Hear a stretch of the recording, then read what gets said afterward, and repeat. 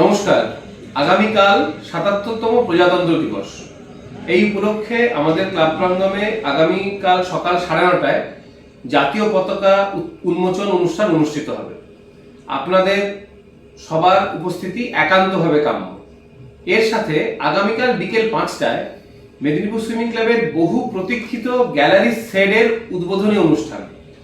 উদ্বোধন করবেন district magistrate এবং আমাদের ক্লাবের প্রেসিডেন্ট মিস্টার বিজিন কৃষ্ণা আইএস।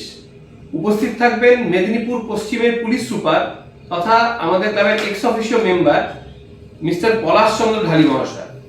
উপস্থিত থাকবেন আমাদের মেদিনীপুর পৌরসভার সবার প্রিয় চেয়ারম্যান মিস্টার সৌমেন খান মহাশয়।